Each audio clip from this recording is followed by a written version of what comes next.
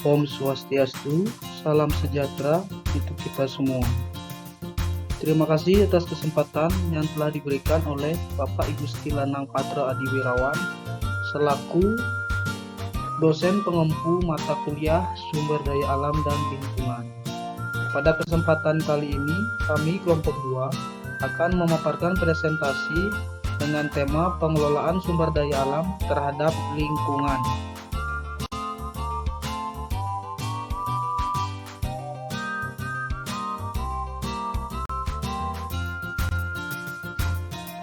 Sebelum dimulainya pemaparan materi, izinkan kami, anggota kelompok 2, untuk memperkenalkan diri satu persatu. I Gusti Ngurah Putu Yudi Dharma Putra, NPM 130.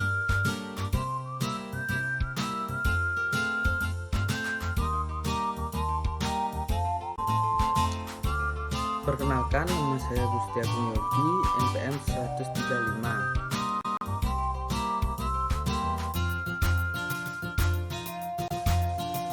Om Swastiastu, perkenalkan nama saya Gusti Kadek Merah Wiru Susidi, NPM 1903542010-136. Om Swastiastu. Perkenalkan, nama saya Kadek Rizky Budiarto, NPM 1903542010-140. Baik, perkenalkan, nama saya Universitas Fandi Karena Putra. Saya ada di kelas 4 Agribisnis B, nomor MPM 146. Latar belakang dari tema pengelolaan sumber daya alam terhadap lingkungan. Yang pertama, kehidupan manusia di bumi ditunjang oleh tersedianya sumber daya alam. Kedua, alam pada dasarnya telah menyediakan kebutuhan umat manusia, baik yang bersifat biotik atau hayati maupun abiotik atau non-hayati. Tiga, manusia merupakan bagian yang tak terpisahkan dari lingkungan.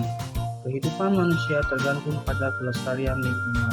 Yang keempat, sebaliknya, kelestarian lingkungan tergantung pada kegiatan manusia.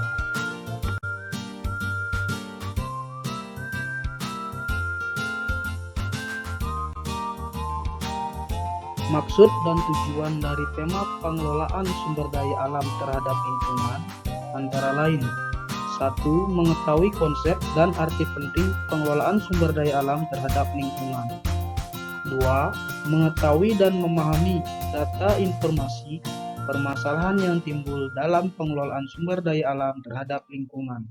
3. Untuk mengetahui bagaimana pengawasan dan pengendalian dalam pengelolaan sumber daya alam yang berkelanjutan.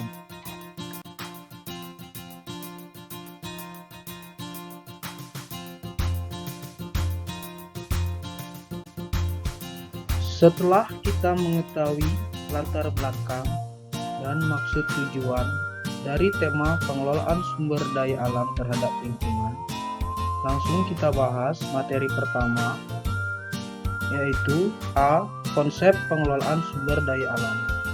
Berbicara tentang sumber daya alam, kita tidak akan lepas dari lingkungan sekitar, karena sumber daya alam yang ada merupakan bagian dari lingkungan.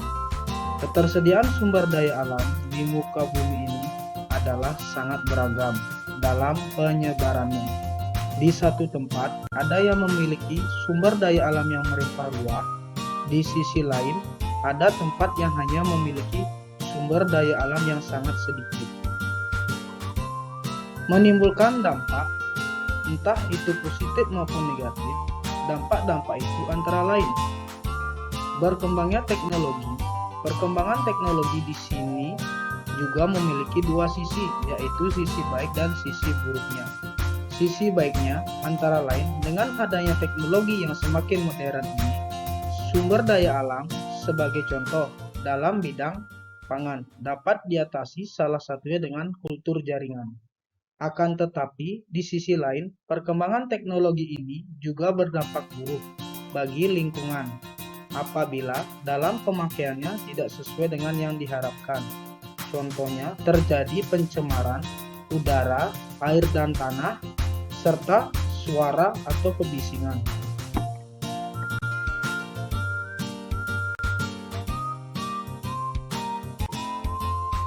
Masih pada materi pertama, yaitu A. Konsep pengelolaan sumber daya alam. Dalam hal ini, sumber daya alam dapat dikelompokkan berdasarkan pemanfaatannya. 1. Sumber daya alam materi. Materi yang ada dalam sumber daya alam tersebut, contohnya mineral, magnetit, hematit, dan siderit. 2. Sumber daya alam hayati, yaitu sumber daya alam ini dibagi menjadi dua, antara lain sumber daya alam nabati atau tumbuhan dan sumber daya alam hewani atau hewan atau binatang. Ketiga, sumber daya alam energi, yaitu dimanfaatkan adalah energi yang terkandung dalam sumber daya alam tersebut. Contohnya bahan bakar minyak atau BBM, gas alam, batu bara, dan kayu bakar. Keempat, sumber daya alam ruang, yaitu ruang atau tempat yang diperlukan manusia untuk hidupnya. Dalam hal ini tidak hanya sebagai tempat tinggal, melainkan juga sebagai tempat untuk mata pencarian, baik itu industri, pertanian, dan perikanan. Yang terakhir atau kelima, sumber daya alam waktu. Waktu tidak dapat berdiri sendiri, melainkan terikat dengan pemanfaatan sumber daya alam lainnya. Contohnya, air sulit didapat pada saat musim kemarau, sehingga dapat mengganggu irigasi pertanian.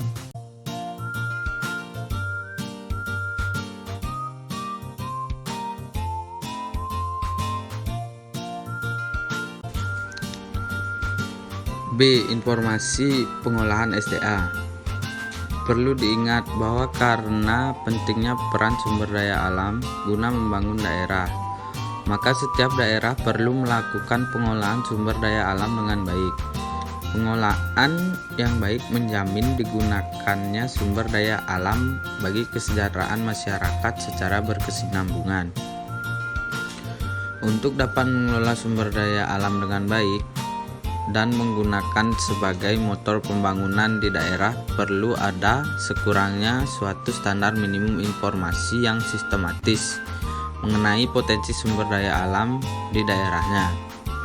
Selain itu, dengan memiliki dan digunakannya informasi tersebut secara sistematis sebagai dasar perencanaan pembangunan daerah, pemerintah daerah akan dapat memenuhi tuntutan masyarakat saat ini, yaitu menerapkan prinsip transparansi, akuntabilitas, dan aksesibilitas setiap keputusan pemerintah.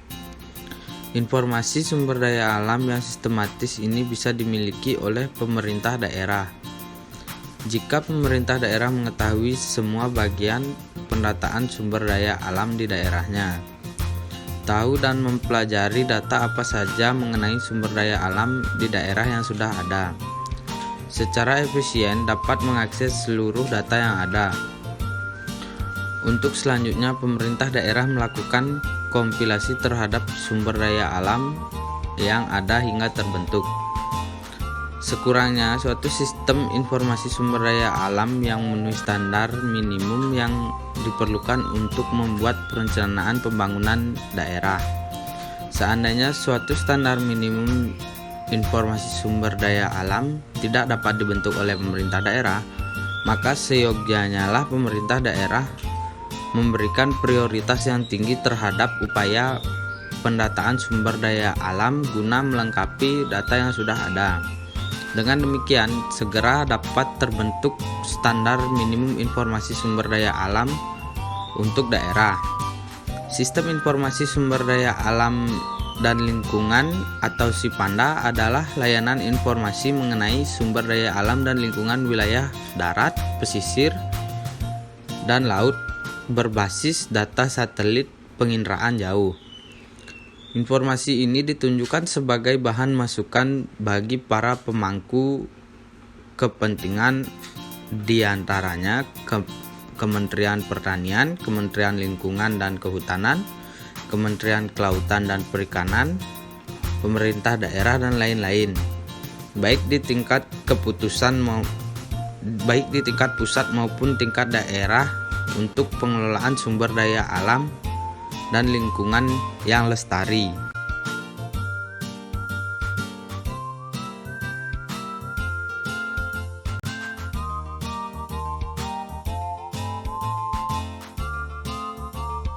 pengawasan dan pengendalian SDA berkelanjutan.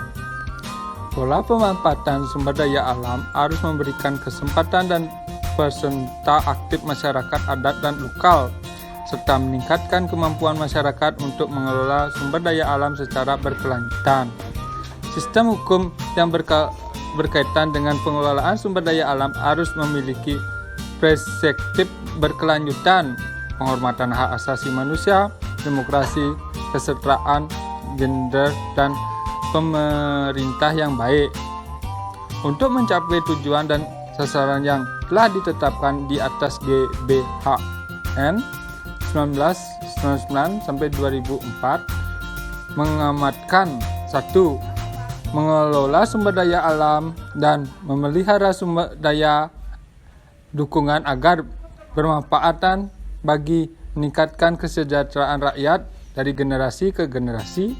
2. Meningkatkan pemanfaat potensi sumber daya alam dan lingkungan hidup dengan melakukan konservasi, rehabilitas, dan penghematan penggunaan dengan menerapkan teknologi ramah lingkungan.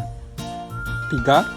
Menerapkan indikator-indikator yang memungkinkan pelestarian kemampuan keterbaharuan dalam pengelolaan sumber daya alam yang dapat diperbaharui untuk mencegah kerusakan yang tidak dapat balik.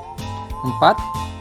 Mendelegasikan secara bertahap wewenang pemerintahan pusat kepada pemerintahan daerah dalam melaksanakan pengelolaan sumber daya alam secara selektif dan pemelihara lingkungan hidup sehingga kualitas ekosistem tetap terjaga yang diatur dengan undang-undang. 5.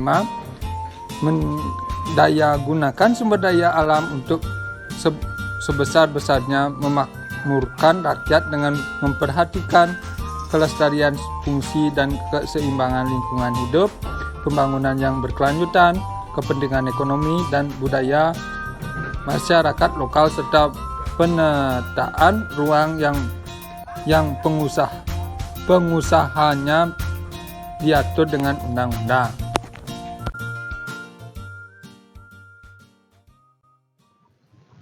D. Pengelolaan sumber daya alam yang berkelanjutan. Ada beberapa hal yang harus diperhatikan dalam pengelolaan sumber daya alam yang berkelanjutan. 1. Mengelola sumber daya alam dengan memperhatikan daya dukung dan tampung. 2. Menegakkan hukum secara adil dan konsisten. 3. Mendelegasikan kewenangan dan tanggung jawab kepada pemerintah daerah. 4. Memberdayakan masyarakat dan kekuatan ekonomi dalam pengelolaan sumber daya alam. 5. Memelihara kawasan konservasi yang sudah ada.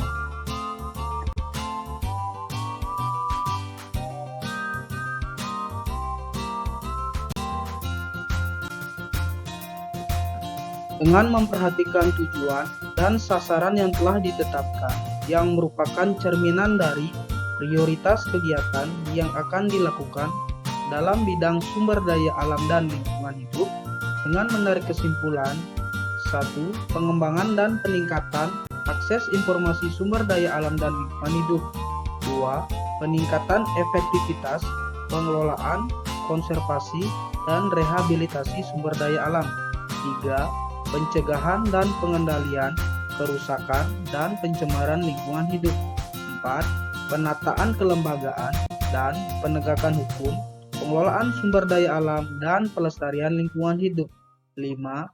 Peningkatan peranan masyarakat dalam pengelolaan sumber daya alam dan pelestarian lingkungan hidup.